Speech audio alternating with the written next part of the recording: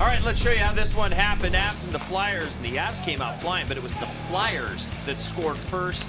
Konechny, 1-0. Well, it's a punt from the D zone that flies way over top. You got to give credit to Couturier. That's a nice little play right there. Boom, in the back of the net. Konechny was slippery there. Bit later, speaking of slippery, Nathan MacKinnon, ain't nobody gonna catch him. Finally, he beats Carter Hart. Well, again, the speed of Nathan MacKinnon, and he has a little deception. That little crossover to the middle of the ice that just freezes the D enough, and that power move. And watch him kind of stick the leg out here. Yep, that lets him be able to protect the puck and get the puck to the net. Avs earned that one. They were digging in the first period.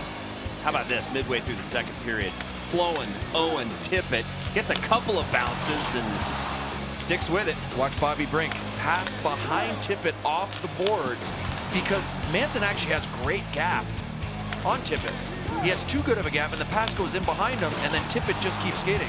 That's a great play by two young players right there. Talk about those opportunities. When they got him, they buried him. Here's another one. Pretty innocent play. Travis Sanheim, wide open. I mean, if you give a guy like Sanheim this much time in this area, he can pick his poison, and he sure did. And he went top blocker, no problem. Again, Prosvetov, not much you can do on that. You'd love to see a save, but it's tough. Josh Manson with the rising Death Star blast. Nobody ever saw it.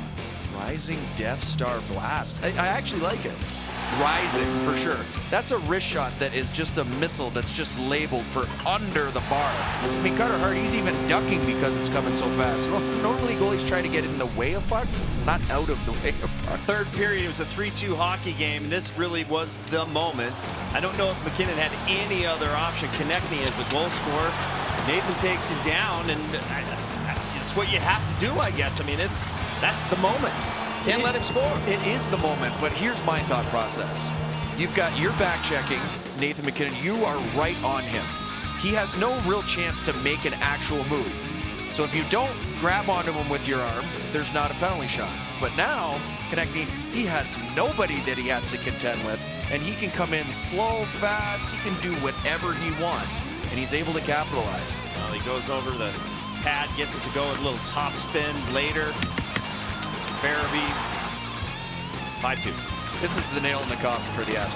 You can't give up a penalty shot goal and then basically the next shift give up another goal, right? And it gives Sanheim a lot of credit. That is a big power move, big boy going to the net. He created a lot of chaos right there. Take a look at tonight's final stats brought to you by your local Chevy dealer. I was pointing out that the Avs were 0 for 2 on the power play, but I got to be honest, the power play looked as good as I've seen it in the last 3 games. And like I said, snapping pucks, guys were moving to open spaces, bodies in front of the net, shots. They just didn't get one to go. They didn't bury it when they had the opportunity to do so. Well, the very first power play they got, within the first 5 seconds of the power play, it was a shot from Makar, and it was a tip in the high slot, and it had a legitimate opportunity to go in the net. Yeah. I love how they established that right away.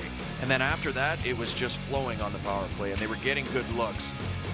It's tough that they couldn't find a way to get one to get in there. 39 shots.